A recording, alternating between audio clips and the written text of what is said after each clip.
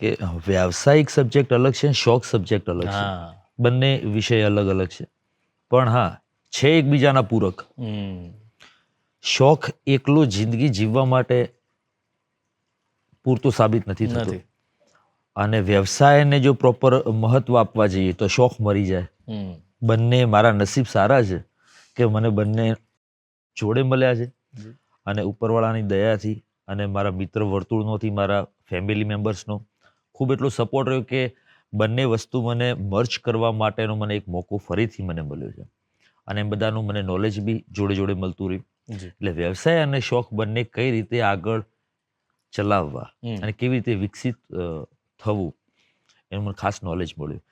તો શોખની વાત કરીએ તો શોખ તો મેં જે તમને વાત કરી એ જ, પણ મારો અમુક મારા ગોલ્સ હતા કે શું કરું તો નોર્થ ગુજરાતનું ટ્રેડિશનલ મ્યુઝિક જે સંગીત છે, જે અત્યાર સુધી મારા સિનિયર આર્ટિસ્ટો જે મુરબ્બીઓ થઈ ચૂક્યા છે, લાઈક મણિરાજભાઈ બારોટ જેવા જે સારા દિગ્ગજ ઘણા બધા કલાકારો છે, એવા કલાકારોનું સંગીત શું કરીએ તો ફરીથી જીવંત થાય.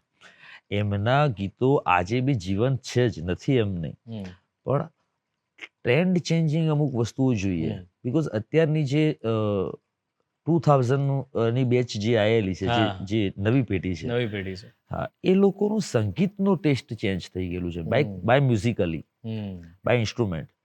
તો એ સંગીતના જોડે આપણા કલ્ચરનું મ્યુઝિક કઈ રીતે એમના સામે પ્રેઝન્ટ કરીએ જેથી કરીને આ કલ્ચરની જે મહેક રહી એ મિસ ના થઈ જાય અને છેક છેલ્લે સુધી દરેક લોકોને ફરીથી એ નવા રૂપમાં સાંભળવા મળે, જાણવા મળે કે સંગીત શું છે અને શું સંગીતની તાકાત છે અને સંગીતના કેટલા પ્રકાર, કયા રંગો છે, એ બધું જાણવા મળે. તો મારા ઓપન ફેક્ટ છે કે મારા ગોલ્સ એવા જ હતા કે કંઈ પણ કરવું છે નોર્થ ગુજરાતને રિપ્રેઝન્ટ જે બી ગણો એ આપણે આ જ કામ કરવું છે. પહેલા તો કે નોર્થ ગુજરાતની તાકાત શું છે, એના ગીતોની તાકાત શું છે, એના ઇન્સ્ટ્રુમેન્ટની તાકાત શું છે, આપણે પબ્લિક સુધી, નવી જનરેશન સુધી લઈ જવી છે. બીકોઝ નવું પ્રેઝન્ટેશન હશે તો જ એ વ્યક્તિ ફરીથી સર્ચમાં જશે અને કે ભાઈ આ ગીત એકચ્યુઅલ લખ્યું છે કોણે, ક્યાંથી આવ્યું છે, ત્યારે ખબર પડશે કે એકચ્યુઅલ આ રહ્યું રિમેકિંગ છે અને જૂનું વર્ઝન કોણે બનાવેલું છે. ત્યારે જૂના સંગીત સુધી ફરીથી પહોંચશે, ત્યારે એને ખબર પડશે કે એકચ્યુઅલ જૂનું સંગીત શું હતું આપણું. વાહ. બાકી જૂના ગીતને હવે તો પબ્લિક સાંભળવાનું એટલું પસંદ નથી કરતી, સાંભળે છે પણ કેવું કે રિમેકિંગ થયું તો સાંભળે છે. હા, બાકી જે અંદર નીચે દબાઈ ગયેલું છે એ સંગીતના આજે ઉપર લાવવું શું કરીએ, તો એ મારી ફરજ બનતી હતી એવું સમજીને આ કામ કરવા માટે રેડી થયો હતો. અને જોડે જોડે વ્યવસાયની વાત કરીએ તો વ્યવસાયિક વસ્તુમાં એવી છે કે તમારી જરૂરિયાત તમને અમુક સ્થળ ઉપર, અમુક સિચ્યુએશનમાં તમને લઈ જાય. તો હવે મારે આ બધું કરવું હતું, પણ જોડે જોડે મારો યુનિટ જોઈએ, ઇક્વિપમેન્ટ, સંસાધનો,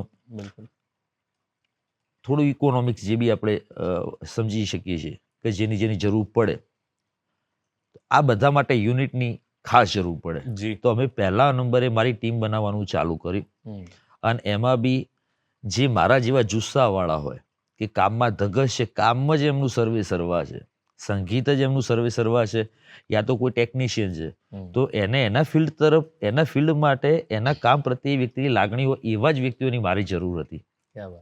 તો આ બધા વ્યક્તિઓનું અત્યારે હાલ મેં એક સારું એવું સમૂહ બનાવેલો છે, મારો ગ્રુપ બનાવેલું છે અને દરેક ટીમ મારું સારું એવું કામ કરી રહ્યા છે. બધા મારા મિત્રો બી છે, કોઈને હું મારા ટીમ તરીકે સંબોધિત કરતો નથી, બધા મારા સારા એવા મિત્રો ને મારા ભાઈ જેવા ભાઈબંધો છે બધા. અને જોડે મળીને બધા આ સબ્જેક્ટને અમે આગળ લઈ જઈ રહ્યા છીએ. અને વ્યવસાય ગણો કે શોખ ગણો, પણ છે આપણને મજા આવે છે